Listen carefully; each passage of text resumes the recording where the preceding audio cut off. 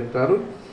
అలా పదన్యాసంలో ఈయన అంటే ఈ పదన్యాసం అని శిల్పశాస్త్రంలో కూడా ఒక గొప్ప విషయం ఉంది. ఆ పదం అనే దాన్ని వాళ్ళు చెప్తారు, ఎలా ఎలా గుడి కట్టాలి అనే దానికి ఆ పదన్యాసాలు ఉంటాయి. అలా ఈ సాహిత్య శాస్త్రంలో కూడా సంగీతము సాహిత్యము రెండు ప్రజలకి మనకు ముఖ్యమైన విషయాలు. అందరూ ధ్యానం చేయటం అనేది కష్టమైన విషయం. నాసిక సంప్రేక్ష నాసికాగ్రముస్వం దిశశ్చ అనవలోకయన్, ఇక్కడెక్కడ చూడకుండా ధ్యానం చేయాలన్నారు. అది ఈ రోజుల్లో చాలా కష్టం. మనం చూసినా చూడకపోయినా అవి మనం చూస్తాయి, అందుకని అది కష్టం. అలా ఉన్నప్పుడు ఈ సంగీతము సాహిత్యం ఎంటర్టైన్మెంట్ కాలక్షేపం అనేవి సత్కాలక్షేపంగా ఉండాలని భావించిన ధర్మం మన హిందూ సనాతన వైదిక ధర్మము. అందుకని అందరూ రాయాలన్నా సరే మాట్లాడాలన్నా సరే మంచిగా మాట్లాడాలి. అర్ధమాత్రాలాఘవేన పుత్రోత్సవం మన్యంతే వైయాకరణా అంటారు. అలా ఒక్కొక్క మాత్రాకాలం అంటే తినే మందులు మాత్రాకాలం వేరు, కానీ అర్ధమాత్రాకాలం, ఏకమాత్రాకాలం, ద్విమాత్రాకాలం ఇవన్నీ కూడా చూసి ఆ అక్షరాన్ని మంచిగా ఉపయోగించాలి. అందుకని అక్షరంతో సంబంధం ఆయనకి ముందు వయసు నుంచే ఉంది. ఇప్పుడు బీజాక్షరంతో సంబంధం. అప్పుడు ఉన్నది అక్షరంతో సంబంధం, ఇప్పుడు బీజాక్షరాలతో సంబంధం. అంటే ధర్మ బీజం ఈరోజు ముఖ్యము. నాటడం అనేది చాలా ముఖ్యం. అంటే వృక్షారోపణం అనేది చాలా ముఖ్యము. ఆ వృక్షారోపణలో ధర్మం, భక్తి, సేవ, త్యాగం, సాహచర్యం, సహకారం, శ్రద్ధ, దయ ఇవన్నీ మనం నాటాలి. దానికి ఈ ప్రయత్నం అంతా చేయాలి. దానికి మంత్రం ద్వారా ప్రయత్నం ఒకటి, పూజల ద్వారా ప్రయత్నం ఒకటి, సంచారం ద్వారా ప్రయత్నం అనేది ఒకటి, పుస్తకాల ద్వారా ప్రయత్నం అనేది ఒకటి, సాహిత్యం ద్వారా, నాటకం ద్వారా, శ్లోకాల ద్వారా ఇవన్నీ ప్రయత్నం చేస్తే మన దేశాన్ని, ధర్మాన్ని, సమాజాన్ని మనం ఉద్ధరించే ప్రయత్నంలో మనం కూడా కొంతవరకు మన యొక్క యోగదానాన్ని మనం ఇవ్వచ్చు. అది మాత్రం కాదు, ఆయన శ్లోకాలన్నీ కూడా ఆశు కవి అంటారు. అంటే వెంటనే చెప్పేయటం, దానికని సమయం ఎక్కువ తీసుకోకుండా ముందు ఏం ఆలోచిస్తారో దాన్ని అన్నీ చెప్పటం. ఆ వృత్తం అనేది రెండు విషయాలు. వృత్తం అంటే మంచి అలవాట్లు వృత్తం. ఈ శ్లోకం 24, 28, 32, 40, 80 అలాంటి ఇన్ని అక్షరాలతో చేసే వృత్తం అనేది ఒకటి. మంచి సాత్వికుడు, మంచి భక్తిమంతుడు, మంచి ఉదారంగా దానం చేసేవాడు, అలాంటి వృత్తం కూడా ప్రజలకి ముఖ్యం. ఉచ్చారణానికి ఆ వృత్తము, ఆలోచనకు మంచి స్వభావాలు అనే వృత్తం అనేది ముఖ్యం. ఆ వృత్తానికి మనం మంచి ఆలోచనలు ఈరోజు దేశంలో కలగాలి. దానికోసమే ధర్మం అనేది ఉంది. ధర్మం అనేది ఏదో ప్రచారం కోసం ఉండే ధర్మం కాదు ఇది.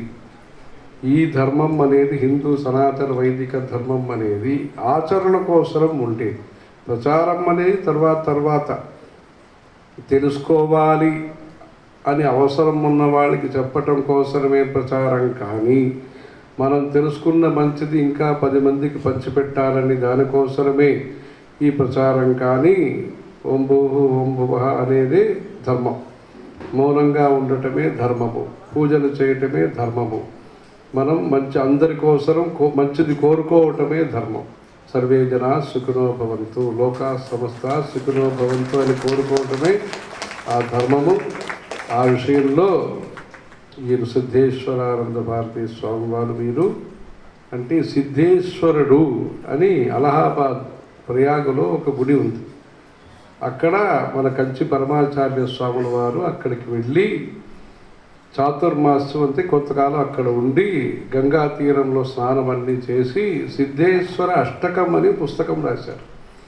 ఆ సిద్ధేశ్వర స్తోత్రం అని ఆ స్తోత్రం వారు ఒక 40 వయసు ఉండగా కాశీ యాత్ర చేసినప్పుడు పల్లకిలో వెళ్ళి తర్వాత బనారస్ హిందూ యూనివర్సిటీకి వెళ్ళారు. అప్పుడు మహామనా మదన్ మోహన్ మాళవ్య గారు వారికి స్వాగతం అన్ని చెప్పి యద్వాచాం లసితై అని ఒక 5 శ్లోకాలు ఆయన చదివి సంస్కృతంలో, స్వామివారు సంస్కృతంలో సంభాషణం చేసి అప్పటి యువతకి ఉపదేశం ఇచ్చారు. ఏమంటే, మీరు సైన్స్ బాగా చదువుకోండి, మన సంగీతము, సాహిత్యము, భక్తి ఇవన్నీ నేర్చుకోండి. గంగా తీరంలో మీరు చదివే అవకాశం వచ్చింది, మీరు దేశం కోసం, సమాజం కోసం ఏదైనా మంచి పని చేయటానికి ప్రయత్నించండి. సమాజ సేవ కూడా ముఖ్యమని వారి యొక్క ఉద్దేశాలన్నీ కూడా వారి యొక్క 40 వయసులో ఈ మహామనా మదన్ మోహన్ మాళవ్య గారి ఆ సభలో చెప్పారు. అప్పుడు కాశీయాత్రకు ముందు ఆ సిద్ధేశ్వర స్వామి దర్శనం చేస్తూ సిద్ధేశ్వర అష్టకమని సంస్కృతంలో మంచి శ్లోకాలు రాశారు. అంటే సిద్ధవత్కృత్య ఆహా అంటారు. అంటే పని అవుతుందా, అయ్యే అవకాశం ఉంటుందా, లేదు కొంత ప్రయత్నం చేస్తే అవుతుందా అని చెప్తాం. ఇది అయిపోతుంది అని నిశ్చయంగా నిర్ణయంగా చెప్పడం అంటే సిద్ధవత్కృత్య అంటారు. అంటే అసాధ్యం అనేది ఒకటి, కష్టసాధ్యం అనేది ఒకటి, సులభ సాధ్యం అనేది ఒకటి, మనం అనుకున్నప్పుడే సాధ్యమైపోతుంది అనేది ఒకటి. అలా అనేక మంచి మంచి విషయాలన్నీ కూడా సిద్ధం చేస్తూ ఇప్పుడు ఈయన యొక్క తరఫులో అనేక దేవాలయాలను నిర్మాణం చేస్తూ సంచారం అన్నీ చేస్తూ ప్రజలందరికీ కూడా ధైర్యం కలిగిస్తూ, అంటే ఆ రోజు సీతాదేవికి ఇంత కష్టంలో ఉన్నప్పుడు ఆంజనేయ స్వామి వెళ్ళి ధైర్యం ఇచ్చారు. తర్వాత రాముల వారు వచ్చారు, యుద్ధం జరిగింది.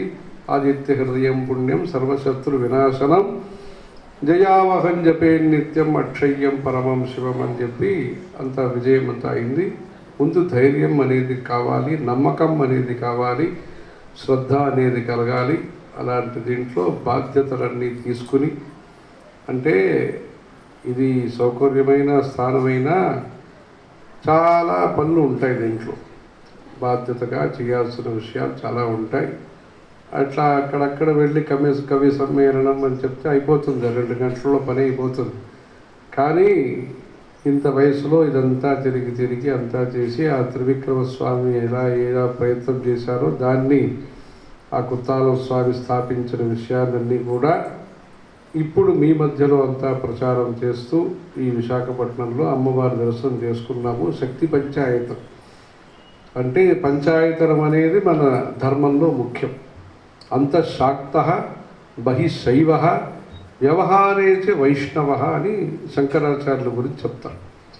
అలా పంచాయతనం, అది శివ పంచాయతనం కావచ్చు, గణపతి పంచాయతనం కావచ్చు, సూర్య పంచాయతనం కావచ్చు, ఇంకా మనకి మహావిష్ణు పంచాయతనం కావచ్చు, శక్తి పంచాయతనం కావచ్చు.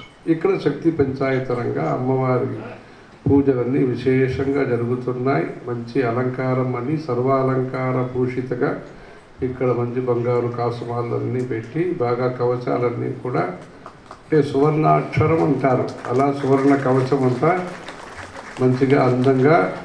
అంటే సద్గుణేశ్వరుడని ఒక స్వామి ఉన్నారు తంజావూరు పక్కన, ఆ సర్వాంగ సుందరి అని అమ్మవారికి పేరు అక్కడ ఆ ఊర్లో. కరువేలి అని ఒక ఊరు. సర్వాంగ సుందరి సద్గుణేశ్వరుడు అంటే ఒక మనిషి అనేవాడు ఎలా ఉండాలంటే మంచి గుణంతో ఉండాలి.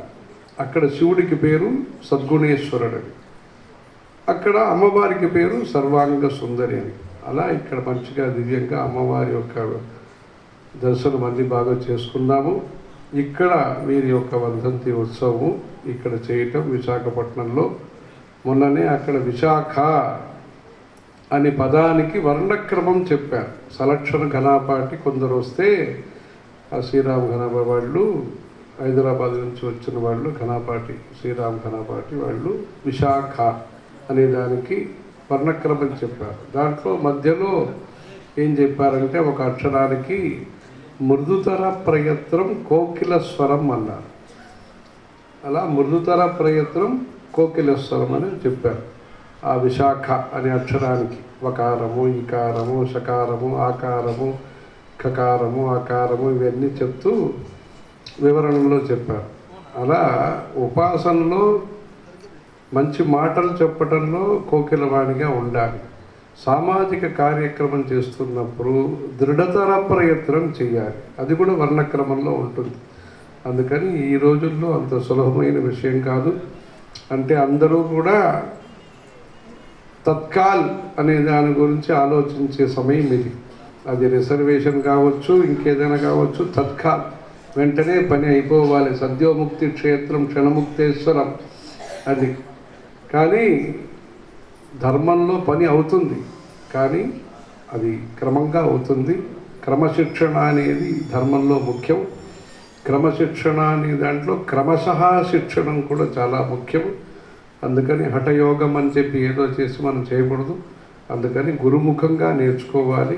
ఇది అందుకని మన ధర్మాన్ని మనం శాస్త్రీయంగా నేర్చుకోవటానికి ఇలాంటి పీఠం తరఫున భక్తులందరూ కూడా ఈ భౌతిక యుగంలో కంప్యూటర్ యుగమైన మన ధర్మం, మన భక్తి, మన ఆచారము, మన ఉపాసన, మన సేవా కార్యక్రమాలు యథాశక్తి మనం సేవ చేయాలి.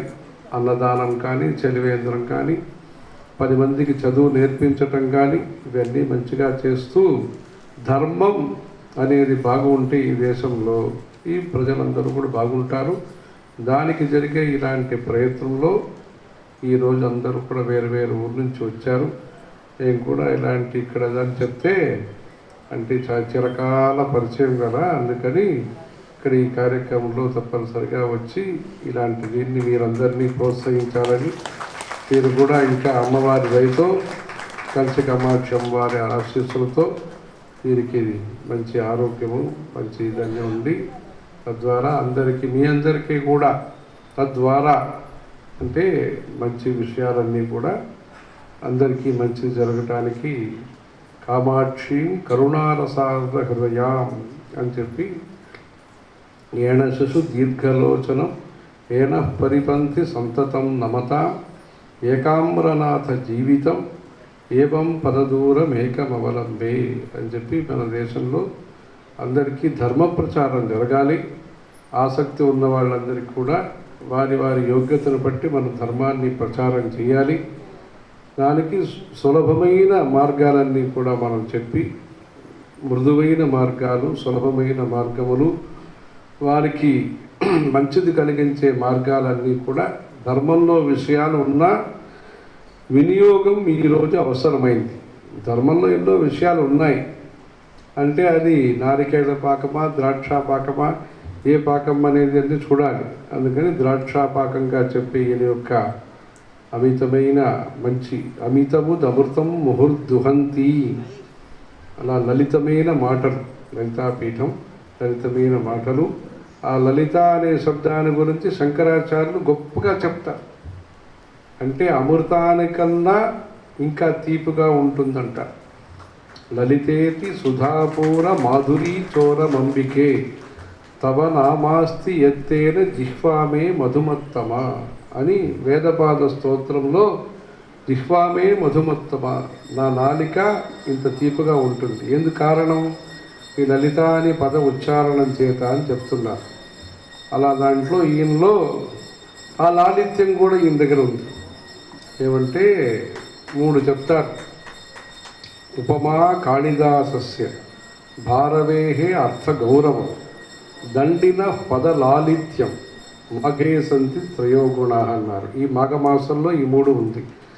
మాఘే సంతి త్రయోగుణ అని మాఘమాసంలో దండిన పదలాలిత్యం అంటే ముందు లాలిత్యం ఉండేది పదలాలిత్యం, ఇప్పుడు దండి కూడా అయినారు కనుక ఆయన దండిన పదలాలిత్యం లాగా ఇలాంటి మంచి విషయాలన్నీ చెప్తూ అందరికీ ఆ కుత్తారనాథ స్వామి అంటే నటరాజ సభ ఆనంద నటనం, ఆనంద నటన ప్రకాశం చిత్సభేషం అని చెప్తారు. అలాంటి దీంట్లో ఈ మాఘమాసంలో మంచి మంచి రథసప్తమి రాబోతుంది, భీష్మాష్టమి, ఇలాంటి మంచి మంచి పండుగలన్నీ వస్తాయి. శివరాత్రి, మాస శివరాత్రి వస్తుంది. అందుకని జాగరణం అనేది ముఖ్యం. ఆ రోజు మాత్రం కాదు, హిందువులు భక్తులు పాడుతుంది. ధర్మో రక్షతి రక్షిత అంటారు.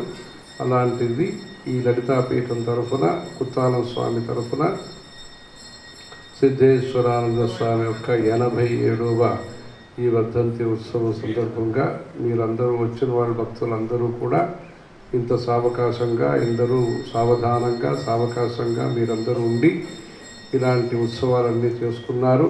ఇలాంటి ఆదరణ, ఇలాంటి భక్తి, ఇలాంటి సేవాభావం మీలో కూడా అందరికీ ఉండి అమ్మవారి దయ అందరికీ ఉండాలని అమ్మవారిని ప్రార్థన చేస్తున్నాం. హర హర శంకర, జయ జయ శంకర.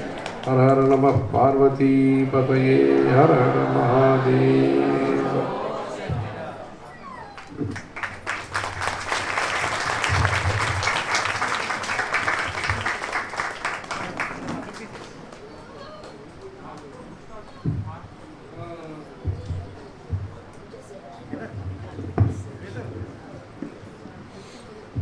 జగద్గురువులకు హృదయపూర్వక నమస్మాంజలు. గురు సిద్ధేశ్వరో బ్రహ్మ, హరి సిద్ధేశ్వర